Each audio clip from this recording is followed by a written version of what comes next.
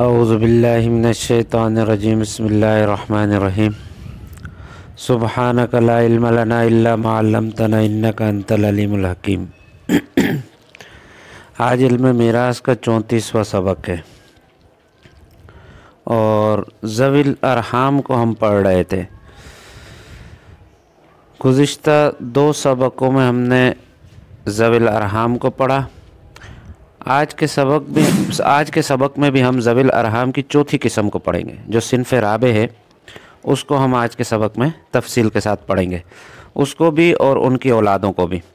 صنف رابع میں کون کون سے افراد تھے؟ اخیافی چچا تھے، اسی طرح پھوپھیاں، خالائیں اور ماموں، یہ صنف رابع میں سب آتے ہیں۔ اخیافی چچا، خالہ، ماموں اور پھوپھیاں، اور پھر ان کی اولادیں، یعنی اخیافی چچاؤں کی مذکر اور مؤنث اولاد، اسی طرح پھوپھی، خالہ، ماموں، ان کی مطلقاً اولاد، پھر اسی طرح حقیقی اور اللاتی چچاؤں کی مؤنث اولاد، یہ سب کن میں آتی ہیں؟ ذوی الارحام کی چوتھی قسم میں آتی ہے، 5ویں قسم۔ چوتھی قسم میں اصول آ گئے، 5ویں قسم میں ان کے اولاد کو کر لو، یعنی پھوپھی، خالہ، ماموں اور اخیافی چچا، ان کی اولادیں، اور اسی طرح حقیقی اور اللاتی چچاؤں کی مؤنث اولاد، یہ گویا کہ ان کی آپ 5ویں قسم کر لو۔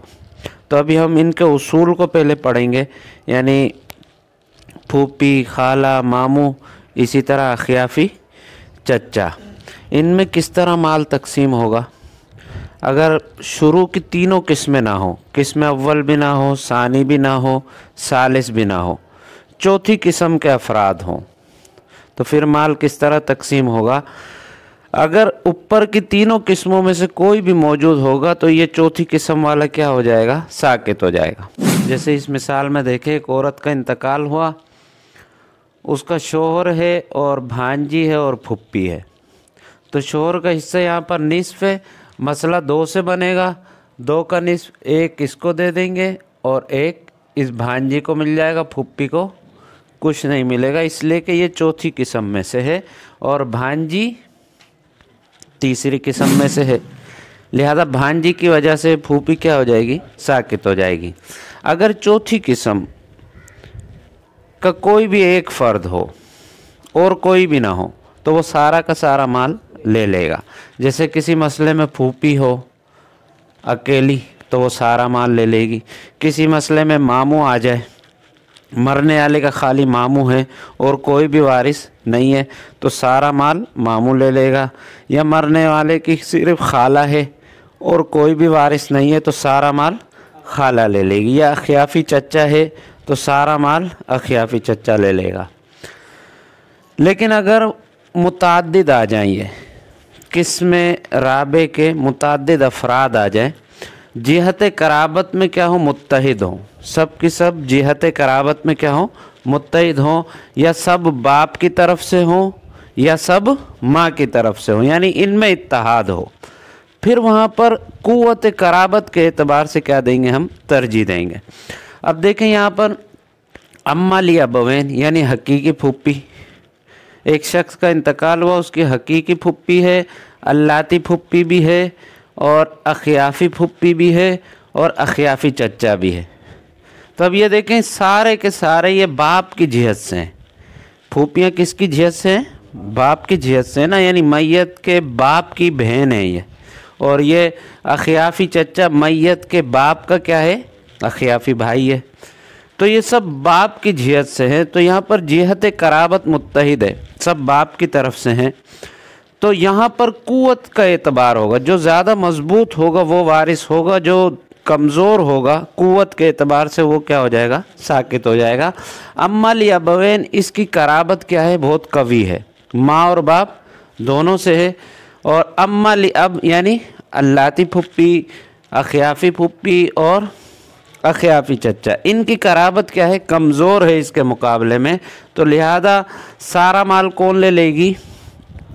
حقیقی پھوپھی لے لے گی۔ سمجھ گئے؟ تیسرا قاعدہ ہو گیا۔ اب چوتھا قاعدہ، کہ बिलफर्ज ये कुव्वत कराबत में भी सब क्या हों, बराबर हों। यहाँ तो देखें कुव्वत कराबत में बराबर नहीं थे ना, इसकी कुव्वत क्या थी, कुव्वत कराबत मजबूत थी।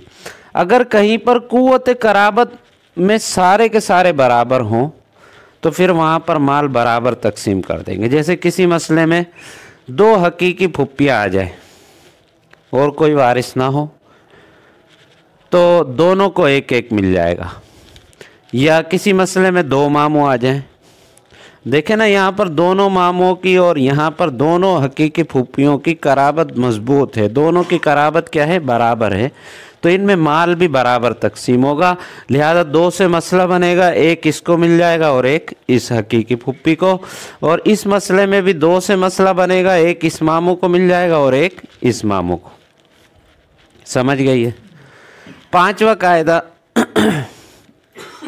कि अगर जिन्स मुख्तलिफ हों तो माल लिज़्ज़कर मिस्लु हज़्ज़िल उन्सयैन के मुताबिक तकसीम किया जाएगा।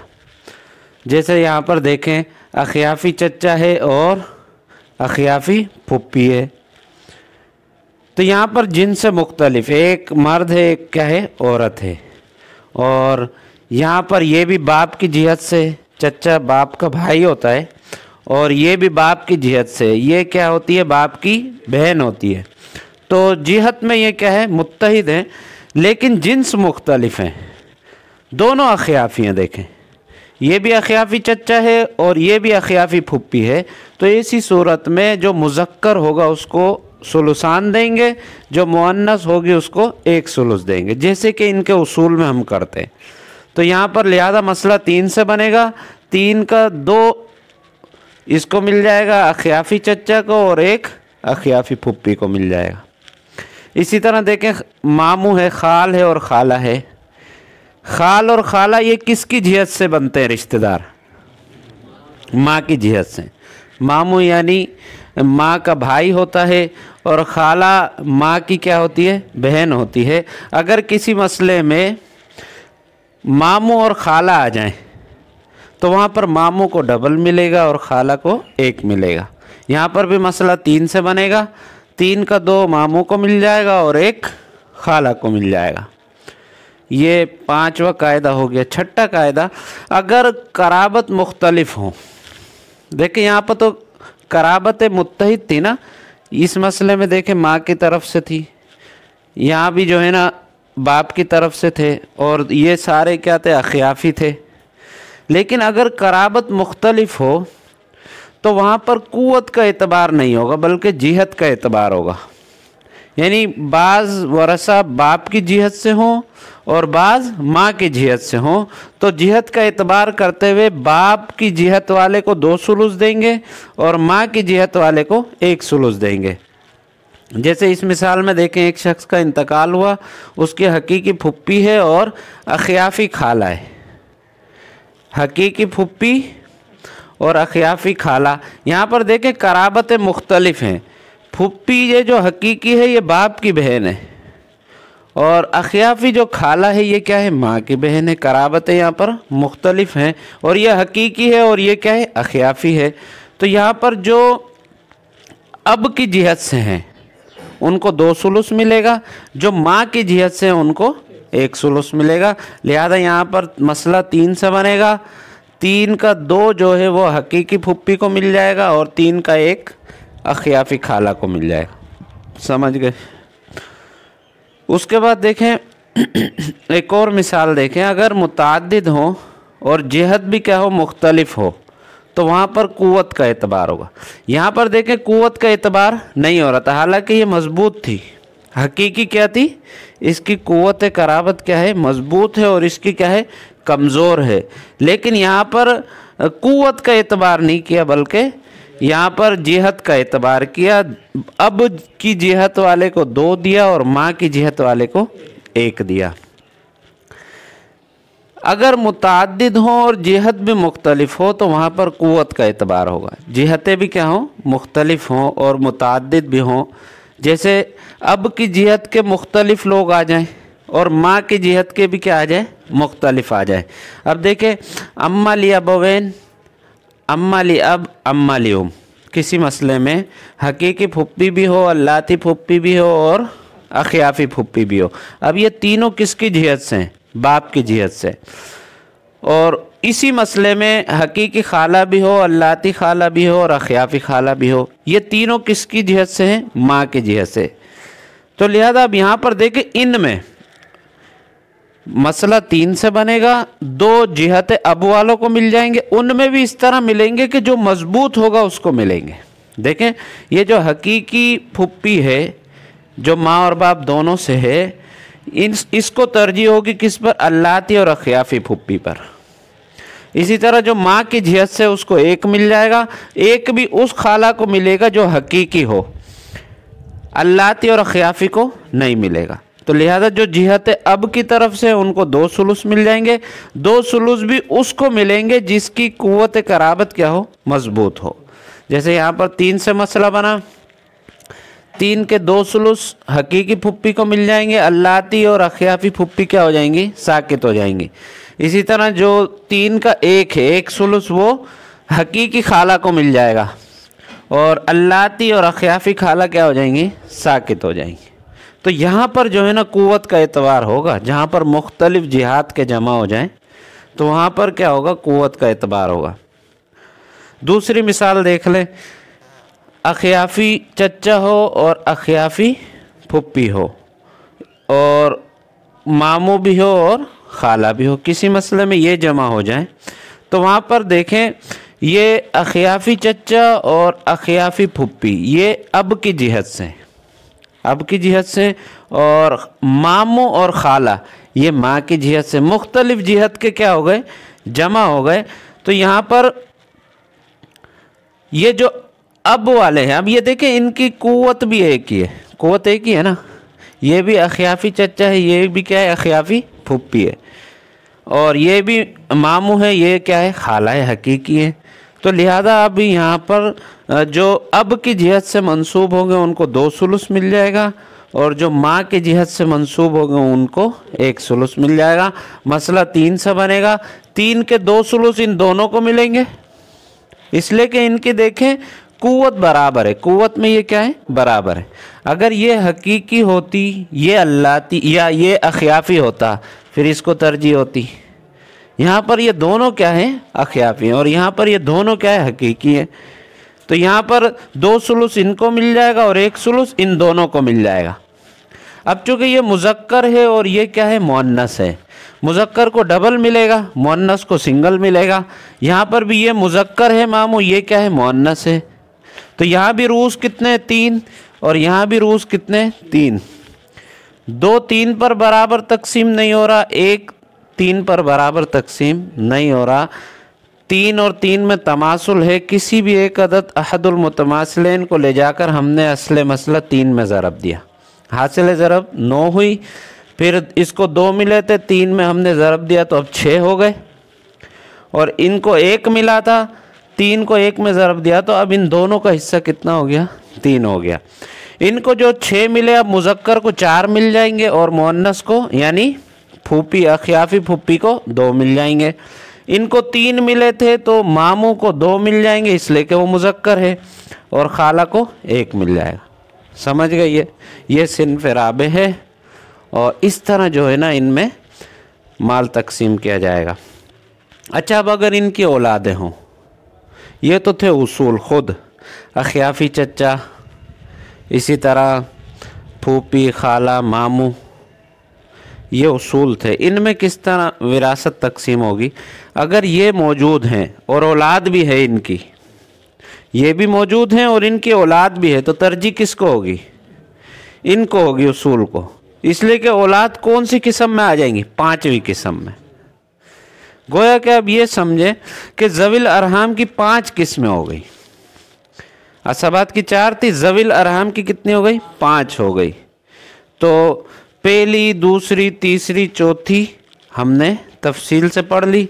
अब जो है ना हम 5वीं किस्म को पढ़ते हैं, यानी फूफी, खाला, मामू और अखियाफी चचाओं की औलादों में किस तरह माल तकसीम होगा उसको देख लेते हैं। फ़र्ज़ करें एक शख्स का इंतकाल हुआ, उसकी फूफी है और फुप्पी की बेटी है, तो तरजीह किसको होगी? फूफी को। क्यों? ये चौथी किस्म में से, और फूफी की औलाद ये किस में से हो गई? पांचवी किस्म में से हो गई। इसी तरह मामू हो और मामू की औलाद हो, खाला हो या खाला की औलाद हो, तो तरजीह मामू को होगी और खाला को होगी।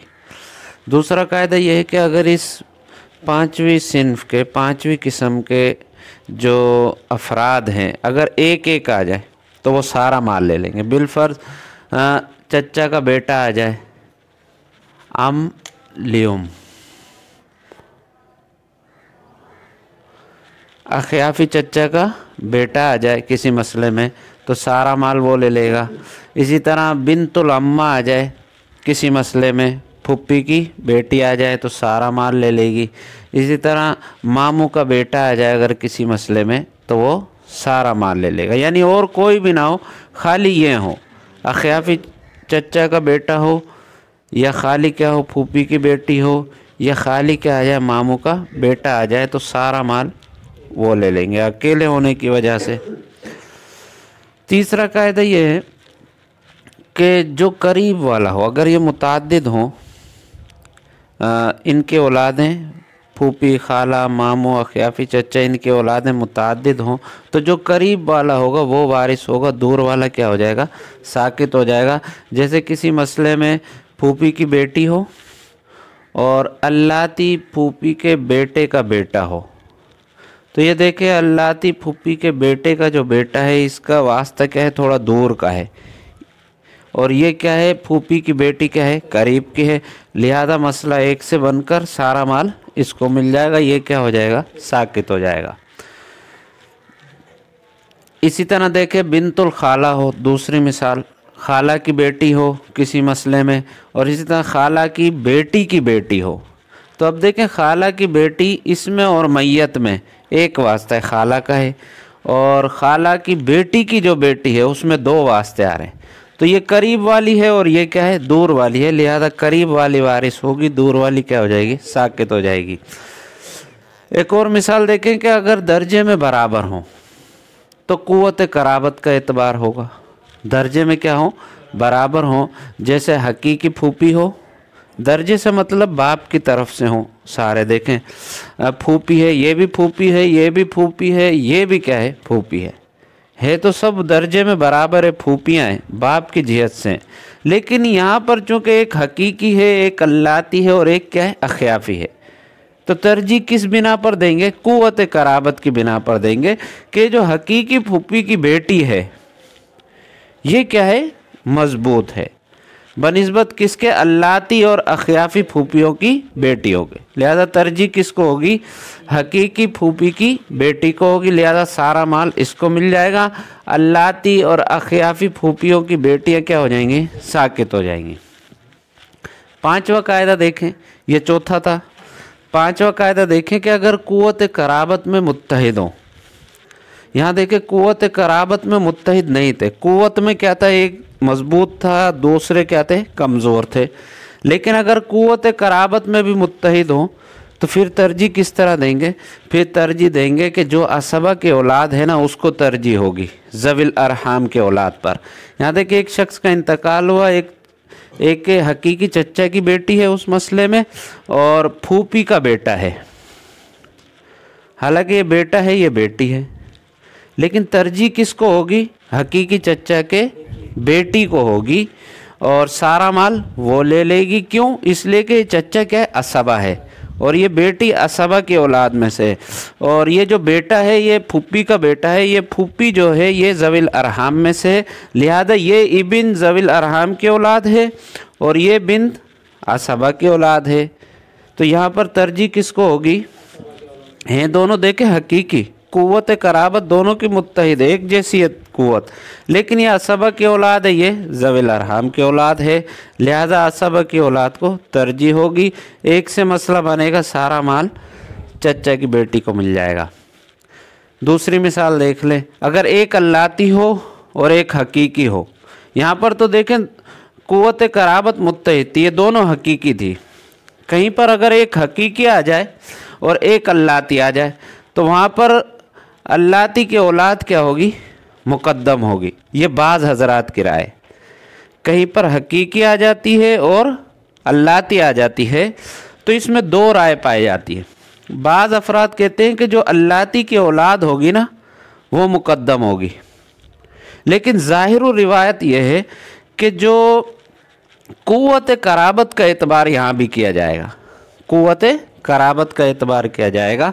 लिहाजा हकीकी फुप्पी की जो बेटी है और अल्लाती चच्चा की जो बेटी है, इनमें तरजीह किसको देंगे? ज़ाहिर रिवायत के मुताबिक हकीकी फूफी की बेटी को मिलेगी, लिहाजा सारा माल इसको मिल जाएगा, ये साकित हो जाएगा। और बाज़ हज़रात जो कहते हैं कि नहीं, यहाँ पर तरजीह किसको देंगे? अल्लाती चच्चा को देंगे, इसलिए कि ये अल्लाती चच्चा किन में से है? असबात में से है ना, और ये किस में से है? ज़विल अरहाम में से है हकीकी, लेकिन किस में से? ज़विल अरहाम में से। ये अल्लाती है लेकिन किस में से है? असबात में से। लेकिन ज़ाहिर रिवायत के मुताबिक और सही कौल भी यह है कि जब इस तरह के अफराद जमा हो जाए, एक हकीकी की औलाद हो और एक क्या हो? अल्लाती की औलाद हो, और अल्लाती की औलाद भी असबा की औलाद हो, तो वहाँ पर ज़ाहिर रिवायत के मुताबिक जो हकीकी की औलाद होगी उसको क्या करेंगे? मुकद्दम करेंगे। और बाज़ हज़रात की राय ये है कि चूँकि ये असबा की औलाद है, लिहाजा इसको माल मिलेगा, ये क्या हो जाएगी? साकित हो जाएगी। समझ गई है? फतवा इसी ज़ाहिर रिवायत पर है कि अगर इस तरह के वरसा आ जाए तो तरजीह किसको होगी? हकीकी की औलाद को होगी। तो यहाँ पर एक से मसला बनेगा, हकीकी फूफी की बेटी को सारा का सारा मिल जाएगा, और ये अल्लाती चच्चा की जो बेटी होगी वो क्या हो जाएगी? साकित हो जाएगी। छठा कायदा देखें कि अगर दो जिहतों के हों तो कुव्वत का एतबार नहीं होगा। देखें यहाँ फूफी और चच्चा ये जिहत अब की तरफ से है ना, इनमें जिहत एक ही है, ये भी बाप की बहन है और ये बाप का क्या है? भाई है। लेकिन अगर जिहतें दो हों, कुछ माँ की जिहत से हों, कुछ बाप की जिहत से, ये दोनों जमा हो जाए तो वहाँ पर कुव्वत कराबत का एतबार नहीं होगा, बल्कि जो इब्नुल अम जैसे देखें किसी मसले में इब्नुल अम्मा यानी फूफी का बेटा हो और खाला का क्या हो? बेटा हो, तो फूफी का जो कराबत अब वाली होगी, ये फूफी क्या है? कराबत अब वाली है ना, तो उसको सुलुसान दे देंगे, कराबत अब वाली औलाद को सुलुसान दे देंगे, और कराबत उम वाली औलाद को क्या दे देंगे? सुलुस दे देंगे। तो यहाँ पर मसला 3 से बनेगा। ये जो फूफी का लड़का है ये चूँकि कराबत अब की तरफ से है, इसको 2 मिल जाएंगे, और खाला के बेटे को 1 मिल जाएगा, इसलिए कि ये किसकी तरफ से है? माँ की कराबत की तरफ से। समझ गई है? आखिरी मिसाल देखें कि अगर ये मुताद्दिद आ जाए, कराबत अब कराबत उम के ये मुख्तलिफ लोग क्या हो जाएं? वरसा जमा हो जाएं, औलादे जमा हो जाए, फिर किस तरह माल तकसीम करेंगे? फिर इस तरह माल तकसीम करेंगे कि सबसे पहले उसूल में माल को तकसीम करेंगे, फिर उसूल में माल तकसीम करने के बाद ज़ुकूर का अलग ताइफ़ा बनाएंगे जैसे हमने पहले पढ़ा, और इनास का अलग ताइफ़ा बनाएंगे, फिर उनके हिस्सों को उनके फ़ुरू की तरफ मुंतकिल करेंगे। अब देखें, एक शख्स का इंतकाल हुआ, उसकी 2 अल्लाती फूफियाँ हैं और एक क्या है? अल्लाती चच्चा है। ये तीनों अफराद जिहत अब की तरफ से, जिहत अब वाले हैं, और इसी मसले में 2 अल्लाती खालाएँ हैं और एक क्या है? अल्लाती मामू है। ये जिहत उम की तरफ से, जिहत उम वाले भी हैं, जिहत अब वाले भी हैं, और कुव्वत कराबत भी देखे सबकी मुत्तहिद है, सारे अल्लाती हैं। तो ऐसी सूरत में सारे वारिस बनेंगे, यानी सारों की औलाद क्या बनेगी? वारिस बनेगी। तो अब इस तरह करेंगे कि जो जिहत अब वाले हैं उनको कितना दे देंगे? 2 सुलुस, और जिहत उम वालों को 1 सुलुस देंगे। तो ये जिहत अब वाले ना, इनको कितना दे देंगे हम? 1 2, यानी मसला 3 से बनेगा। 3 के 2 सुलुस इन तीनों को मिल जाएंगे, और 1 सुलुस जो है वो किन को मिल जाएगा? इन तीनों को मिल जाएगा। ये चूँकि जिहत उम वाले हैं। अब देखें, अब इनास का अलग ताइफ़ा और ज़ुकूर का अलग ताइफा। अब फ़र्ज़ करें कि इनके फ़रा में क्या है, ताअद्दुद है। ताअद्दुद है ना, नीचे देखें, इसकी बेटी फिर उसके दो बेटे, इसी तरह इसका बेटा और इसके बेटे की फिर दो बेटियां। तो गोया कि ये मुज़क्कर है, ये क्या है, मुअन्नस है। यहाँ पर ये गोया दो अम्मा लि अब जो हैं ये एक चचा यानी अम लि अब के क्या हो गई, बराबर हो गई ताअद्दुद के हिसाब से। वैसे तो ये डबल होता है इनका, लेकिन चूँकि इनके फ़रा में क्या है, ताअद्दुद ज़्यादा है, तो ये गोया कि ये दोनों इसके मुकाबले में खड़ी हो गई, बराबर हो गई। अब ये एक ये है और एक ये है, तो ये दो रूस हो गए, सही है, एक और एक दो, और इनको हिस्से कितने मिले, दो।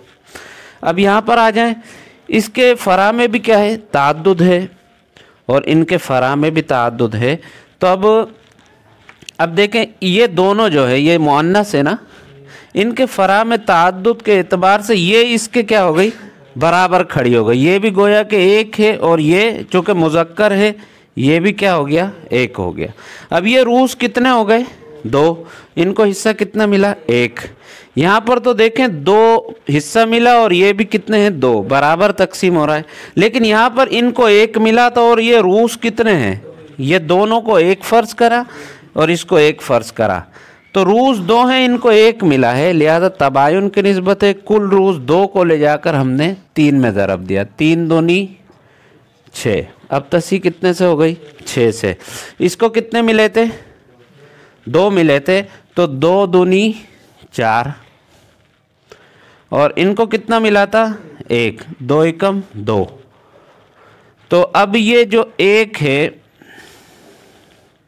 अब ये जो 4 है, 2 इसको मिल जाएंगे कराबते, यानी मुअन्नसों को 2, और इनको कितने मिल जाएंगे, 2। अच्छा, और इनको कितना मिला, 2 है ना, तो 1 इनको मिल जाएगा और 1 इसको मिल जाएगा। 1 2 2 और 2 4 और 2 6। अब देखिए यहाँ पर, अब ये जो इनास का ताइफा है, इनके नीचे जितने अफराद हैं उनकी तरफ मुंतकिल करना है, ज़ुकूर का ताइफा उनके नीचे मुंतकिल करना है। यहाँ पर देखें इसके फ़रा में ताअद्दुद है, 2 अफराद है ना, तो ये कितने हैं, 2, इसको 2 फ़र्ज़ करें, और इसके मुकाबले में भी ये क्या है, डबल है, और इसके फ़रा में भी क्या है, ताअद्दुद है, तो इसको 4 फ़र्ज़ करें, सही है। ये अब रूस कितने हो गए, 6, और इसके फ़रा में क्या है, ताअद्दुद है, तो ये कितने हैं हो गए, 2 हो गए, 2 फ़र्ज़ करेंगे, बस फ़रा के ताअद्दुद का एतबार होगा इसमें। अच्छा, अब यहाँ पर आ जाएं, यहाँ पर देखें इसके फ़रा में ताअद्दुद है, तो ये कितना फ़र्ज़ करेंगे, 2, और इसको कितना फ़र्ज़ करेंगे, 4, इसलिए कि ये इसके मुकाबले में क्या है, डबल भी है, और इसके फ़रा में भी क्या है, ताअद्दुद है, और इसको कितना फ़र्ज़ करेंगे, डबल, ये हो गया। अब देखिए ये जो इनास का ताइफा, इनको कितने मिले थे, 2, और नीचे रूस कितने बन रहे, 4 और 2 6, 2 6 पर बराबर तकसीम नहीं हो रहे, तदाखुल की निस्बत है, बड़े अदद 6 को ले जाकर इस 6 में ज़रब दिया, 6 छिके 36। अब तसी कितने से हो गई, 36 से। 6 है ना मज़रूब, इसको इन हिस्सों में ज़रब देंगे, किन में ज़रब देंगे, यहाँ 6 दूनी 12 और 6 दूनी 12, और इसको कितना मिला था, 2 मिला था ना इनको, 6 दूनी 12, 12 12 24 12 3 36 पूरे हो गए। अब देखें ये 12 इनकी तरफ मुंतकिल करने हमें। अच्छा देखें, अब ये चूँकि ये मुज़क्कर है, ये क्या है, मुअन्नस है ना, इस मुज़क्कर को मुअन्नस का क्या मिलेगा, 12 में से डबल मिलेगा, तो इसको कितने मिल जाएंगे, 8, और इसको कितने मिल जाएंगे, 4। ये गोया 12 इनमें तकसीम हो गया, और यहाँ पर जो है ये 12 मिला है इसको ना, ज़ुकूर के ताइफे को, ये डायरेक्ट यहाँ पर उतार दें, तो 6 इसको मिल जाएगा और 6 इसको मिल जाएगा। अब चूँकि ये इबिन इसकी भी ये औलाद है, तो इसके 8 भी यहाँ पर क्या हो जाएंगे, मुंतकिल हो जाएंगे, 4 इसको और 4 इसको। अब इनका टोटल हिस्सा कितना हो गया, 10, और इनके कितने थे, 4 सिर्फ इधर मुंतकिल होंगे, कितने कितने मिल जाएंगे, 2 2। इसी तरह आ जाए, इनको 12 मिला है टोटल। अच्छा, 12 में इन 12 को इस ताइफे में तकसीम करेंगे, यानी 6 इस ताइफे को मिल जाएगा और 6 इसको मिल जाएगा। फिर 6 इनमें पहले तकसीम करेंगे इनके रूस में, इनके जो फरा है उनमें, यानी 6 नीचे अगर आप उतारें तो 3 इसको मिल जाएगा और 3 इसको मिल जाएगा। और इनको कितने मिले थे? 4। 4 यहाँ पर अगर आप उतारें तो 2 इसको और 2 इसको, ये अब की तरफ से, और माँ की तरफ से देखें कितना आया था? 6। 6 में से 3 इसका हो जाएगा और 3 इसका हो जाएगा। अब टोटल हिस्से इसके 5 हो गए और इसके भी 5 हो गए। अब इनको जमा कर लें, 5 और 5 10, 13 16, 16 और 10 26 और 10 36। यहाँ पर बढ़ रहे हैं 2 मिला था, ये देखें इनको ये 2 मिल रहा था ना, इनको 1 1 आएगा। हाँ 1 1 आएगा ना,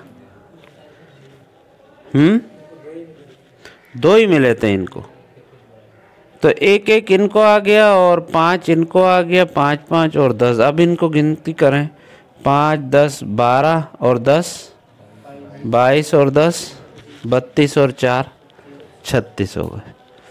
ये है ज़विल अरहाम की सिन्फ़ राबे की औलाद के दरमियान में तकसीम।